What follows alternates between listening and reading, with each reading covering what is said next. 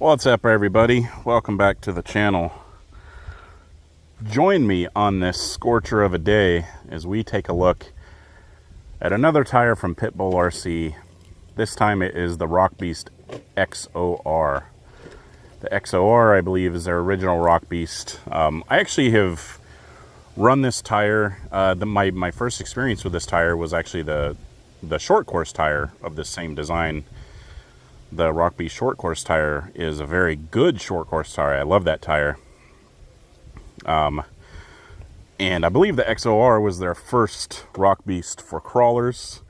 And I actually run this tire on a different crawler, but that crawler is about twice as heavy as this one. And it does pretty well on there, but I'm interested to see how these do today.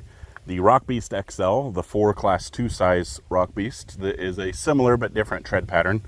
Didn't do so hot out here, so I'm interested to see how the XOR does. It's a wider tire. There's more lug spacing. There's some more open lug design on this, so it's similar to the Rock Beast XL, but it's different enough that I think that we may have some advantages here. It's also shorter rather than a full Class 2. It's about 4.5 inches high, 4.55, and it's 1.9 inches wide. So it's a short and wide tire. Inside, I've got it jammed with Crawler Innovations dual stage Little Novas, softs up front and mediums in rear. And we are on some super wide Boom Racing beadlocks. So let's see how the XORs tackle the side hill. Right off the bat, a little bit of side slip right there on the entry. And continuing, this is the same thing that we saw from the Rock Beast XL. When it comes to Rock Beast, there are Rock Beast XORs, there are Rock Beast XLs, and then there's just Rock Beasts. The Rock Beasts are a 4.45 inch, 1.9 tire. The XLs are the Class 2, 4.75. These are the XORs, and then there's like a 1.7 that they call something else, but it looks exactly like a Rock Beast. And there's like a 1.55 Rock Beast.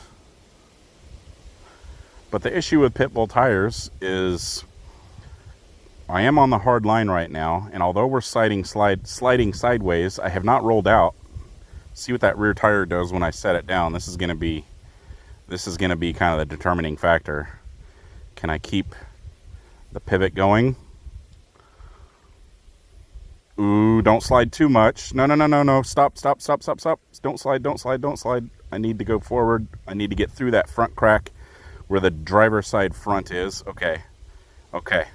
Now the rear can pivot. There we go. Set her down. Now I got to get the rear over that crack. I'm coming on to the hardest part of the obstacle. I've went a little further than normal. Okay. Some butthole puckering involved, but we got through. That's actually a pretty good showing. I thought it was going to be bad.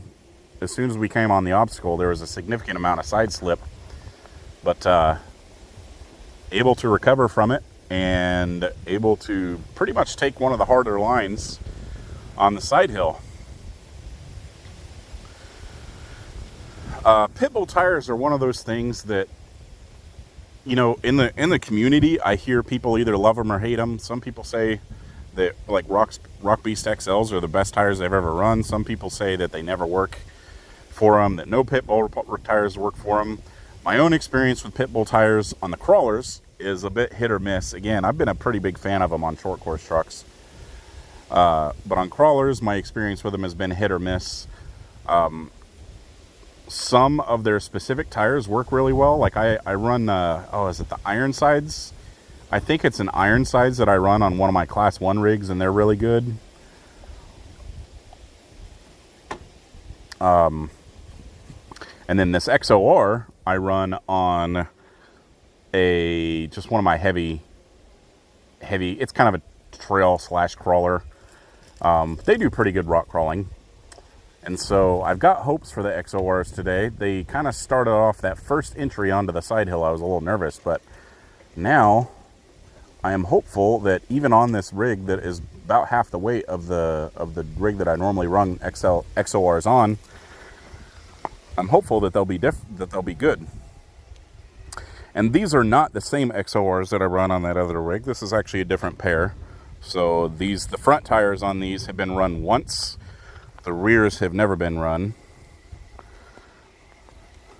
But these are foamed for this truck, not for a heavier truck. So we should be seeing a fair,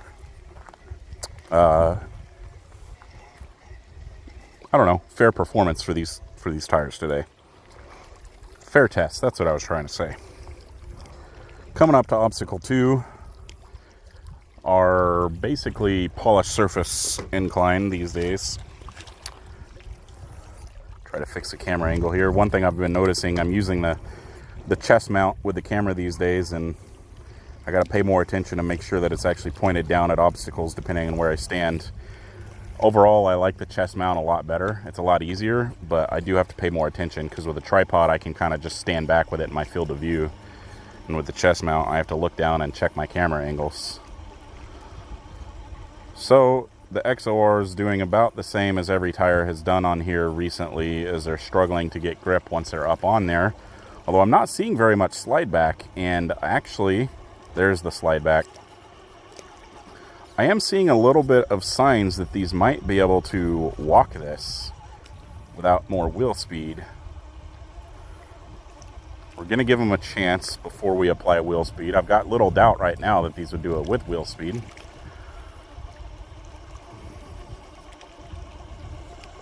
I'm hearing voices from somewhere. Someone's out here. I hope I didn't. I kind of moved my truck into the shade. It's not in the middle of the road, but it's kind of close to the road, so I hope I'm not blocking if anybody wants to come and loop around. I have to pay attention. All right, we're going to do a little bit of throttle here.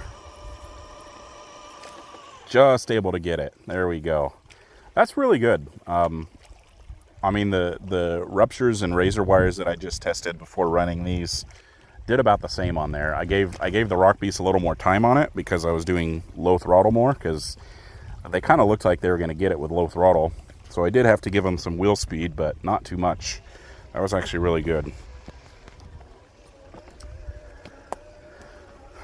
Now up to our transition obstacle, where we take a little bit more technical lines. I don't think the Rock Beast will struggle with this at all because the XOR is so wide. Well, I say that, but now with the lower height, we might struggle getting up. Oh, so this part of the obstacle, you can fall down in, and then it's not good for the, okay. So this is breakage stuff. So we're gonna give it a little hand of God here, because there's no point deliberately breaking it. The shorter height of the tire, I need to be a little more cognizant of the line that I take to get up on here. There we go. But now with the extra width, I think that is going to, is that going to help or hinder? Get my footing. The split here. Ooh. Neither.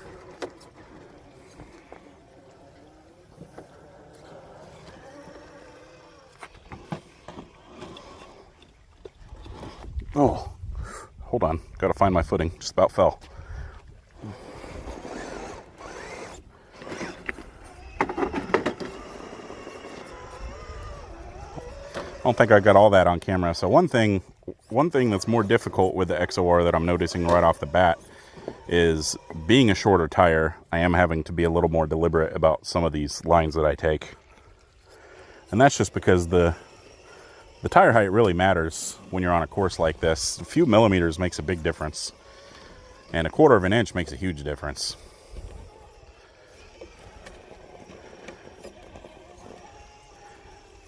We are sitting at 97 degrees right now. It's not so bad in the shade. There's a breeze and the shade is nice, but out here in the sun, it's a cooking. So I'm gonna have to slow down on testing these because I don't want to cook the rig too much, but I'm also trying to get as much as I can done before the sun really has only come out within the last hour. It's kind of been all behind the clouds all morning. And so I'm trying to take advantage of that and get through some of these rock sections before the rocks just become 130 degrees to the touch. But once I get the Rock Beast tested, I've got one more set of Pitbull tires with me that I may or may not run. We'll see. And then I've got a couple pair of like Amazon tires with me. And the Amazon tires I might run because they're just a rubber compound. The surface temperature of the rocks is not going to melt those. The issue with like a Rock Beast or a, you know, more synthetic compound tire is that those rock temperatures get too hot and they can turn some of these tires into a gummy mess. The XOR, these are compound, I do believe. I might need to verify that. I know that the Rock Beast XL comes in both comp and alien, and I'm pretty sure the Rock Beast XOR, it only comes in one compound, and I'm pretty sure it's compound. But come to think of it, it might be alien compound. These do come in at $50 for a pair. That is a pair of 2 tires, not a set of 4. It's $50 for 2 tires. And they do come, just a little too far down on the exit there. I didn't see any slide. I think I just kind of drove that a little bit wrong. There is a little bit of side slide there. That could be a combination of the two. Again, there's definitely side slip on the side hill with these, on any sort of a side hill. Anyway, Pitbull sell alien and comp. Alien is supposed to be their stickier compound. Compound is their other compound. But, oh yes, $50 for a set of 2 tires. They do come with dual stage foams, but the dual stage foams they come with are not good, because Pitbull's idea of a dual stage foam is simply giving you 2 foams that are too soft stacked on top of one another. So they're really not any better than dual stage or than a single stage foam. And that's why we're running the CI foams in these, because even though they do come with a dual stage foam, the dual stage foam is garbage. I thought we were going to be able to get up on here easier than that. It looked like it at first, but now having trouble getting the rear. There we go. Just had to find the hook, find the line. Again, got to give a little leeway to the shorter tire. That's not necessarily going to be lug. That's not necessarily going to be compound. That's tire size. And I've got to say, so far the XOR is doing like a lot better than the Rock Beast XL did. And I think that's mostly because of the lug spacing. The XOR has a lot bigger lug spacing than the Rock Beast XL has. And as we come to our pair of descent obstacles, remember that the goal is for the rear tires to have kind of the right balance of slide and catch to allow the front of the rig to pull itself down slowly without the rear just letting go and causing us to tumble end over end, but also to slip just enough to allow that to happen. And now we go down on our nose and we should be able to recover. Perfect. And this time, remember to reset the zoom and the angle. Last video I did, I forgot to do that right here and missed this entire part of the obstacle. And right here, we're more or less doing the same thing. We're relying on the front and rear tires to work together to provide the right amount of descent control. The XORs are making this super easy. Being a wider tire, I don't have to quite walk the edge of that rock on the passenger side quite as much, making short work of that obstacle. Yeah, the sun has gone behind the clouds, and see, now it's really not bad, especially with that wind. Might be creating a little noise on the camera. Well, I just swallowed down the wrong hole. Excuse me. Might be making some noise on the camera, but it is keeping me pretty cool considering the temperature.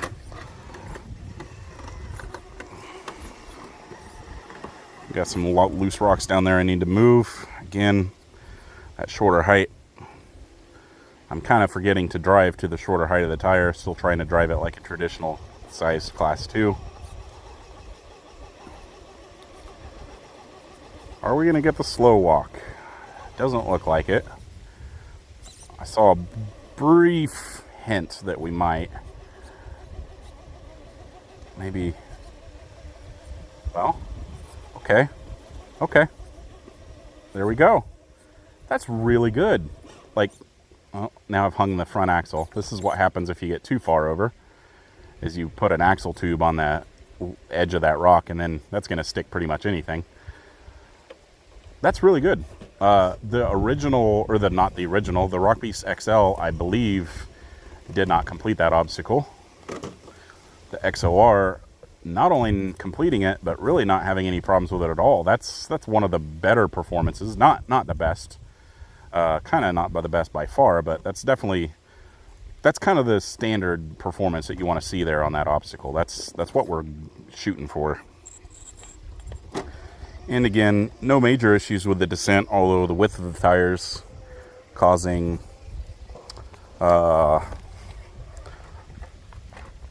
just causing me to have to be a little deliberate.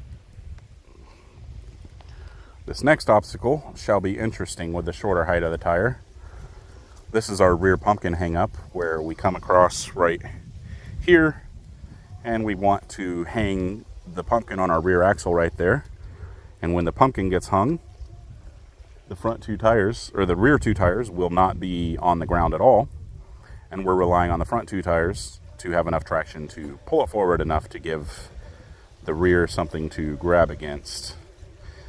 So we are shorter, so I do expect pumpkin hang up, but we're also wider, so this might be interesting. Okay, there was pumpkin hang up, but because of the width, neither of the rear tires were actually completely off the ground. So sometimes that's something that you benefit from if you have a taller tire, like a rupture, or, a full size class 2, maybe something that's a hair taller than a class 2, than a 475. But apparently also, if you're wide, you benefit in the same way but different. Now coming up on our steep hill, judging from what we've seen so far, I don't foresee any problems here, save for possibly getting on with the width of the tires. That little bit of added width, I need to come at it wider so that I can avoid that tree. The rear having a little bit of a trouble coming up on though, and that is going to be a height issue. We might have to come on with a little wheel speed. So these obstacles are all chosen / kind of built, some of them, like the entry to this obstacle, using, so that's the issue with that tree, using Durtrax fossils, which are full-size class 2. So anything shorter than that, sometimes we run into small issues. The rear tire is falling down into kind of a gap between the big rock and the rocks on the entry. Might need to consider this so I can continue to test smaller tires. If that tree wasn't there, this wouldn't be an issue at all. But that tree being there means I can't come on straight. And I've left that tree there on purpose because it does create a little bit of added challenge on this obstacle. But I have been more and more lately thinking about moving it.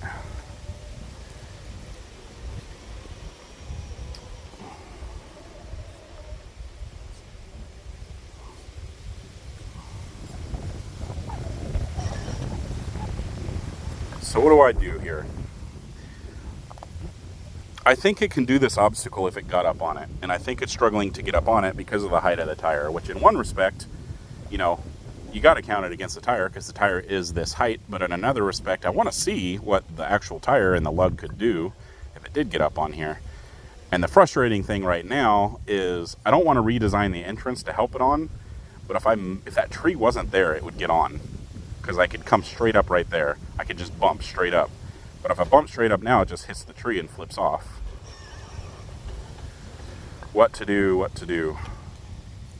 I'm trying to think, does the tree add enough challenge to justify leaving there? Because the only challenge the tree really adds is forcing me to go around it. And I could just draw with chalk where that tree is at. And then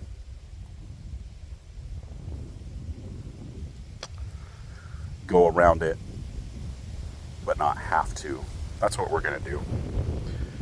I'm going to take some pictures of where it's at so that next time I come out here I can draw a line, and we're going to try to move it out of the way. Okay. Now I'm out of breath, but we got it moved.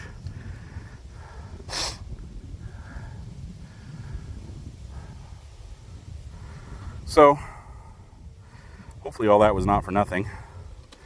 But I think I can bump straight on now.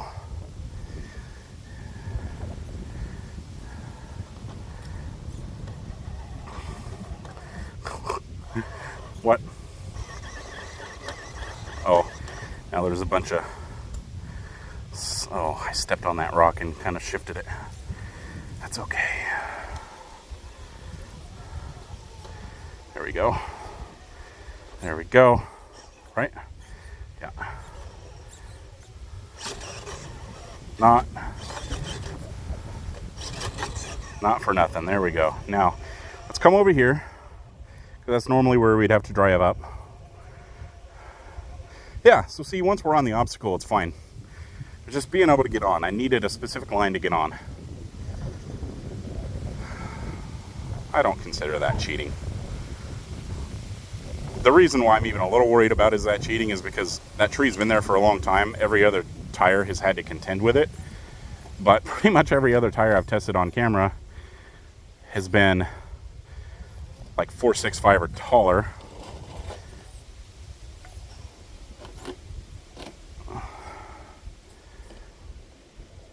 And it's not necessarily like you can't like, so the height of the tire is going to impact the score. You know, you've got to take that into account. You have to say, here's the drawbacks of a tire that size. However, if the drawbacks are, well, it can't do obstacles that were designed for a full-size Class 2 tire, that's not really fair to it. So, anyway,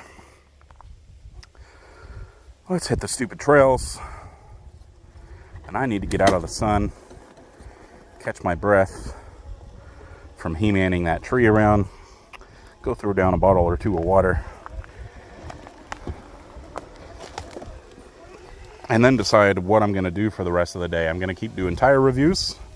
I'm going to try to do some fishing, maybe just relax. I've got 3 more sets of tires that I could review, or do I have 2? I have 3. 3 more sets of tires I could review. Definitely going to take a break. And we'll see kind of what the sun's doing. Oh, now we're wrapped up in the weeds. This is what I hate about trails. Wrapped around the axle.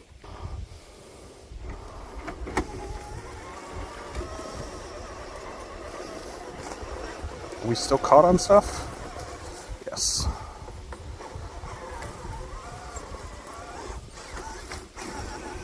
Not sure if I'm caught on weeds still, or if now I'm just, oh yeah. There we go.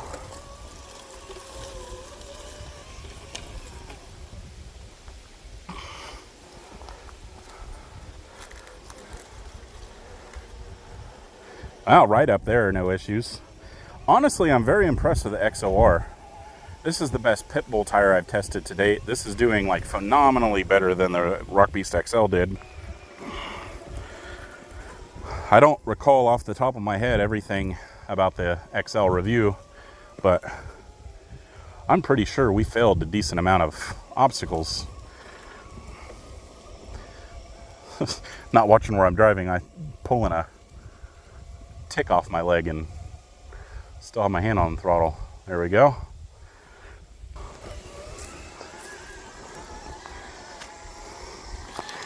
All right, Rock Beast XOR. Yeah, I like it. I've known that this tire worked well on a heavy rig, but now I know that this tire works pretty well on an average weight rig. This thing, it's about 7 pounds, little less than 7 pounds with a battery.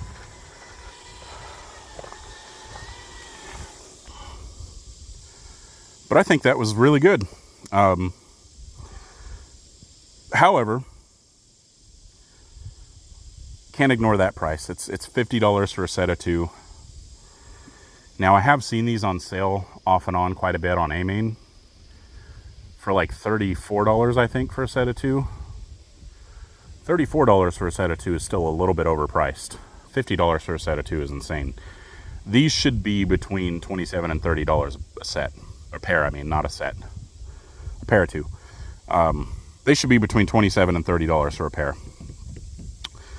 Then I would recommend them pretty highly because I like the size. A 4.5-inch tire, you know, it's not for everything, but there's a lot of rigs where a 4.5-inch tire is about the perfect size, especially like portal rigs. I think sometimes a full-size 475 class 2 is just too big for a portal rig. So I like the height of these. I actually like the width of them. I like the tread pattern. It's a good looking tire. It works well. But it's just so expensive. Is it worth the cost? And the answer is no. There's other tires out there that are similar to this in size that perform more or less, you know, maybe a little, not quite as good. But they're not $100 for a set of them. And then you got to throw foams on top of that $100 because the dual stage foams that these come with are trash. So go ahead and throw those into the trash. And because of the size of these tires, you can't just grab any $20 set of inserts off of Amazon. You've kind of got to go specific. These are the 4.5-inch, 4.5-inch wide crawler innervation foams. You wouldn't have to do this specific foam, but I would recommend it. I would recommend a wide beadlock so that you don't pinch the edges of it too much. So, I mean, with this setup, I'm not saying this is the setup you would have to go with, but tire, foam, and these wheels are $100. Foams are about $50. Tires are $100. There's not $250 worth of performance here. But you know what? They did good and they look pretty badass. So, I don't know. They're not worth it, but they're kind of worth it. And on that bombshell, everyone, have a good day.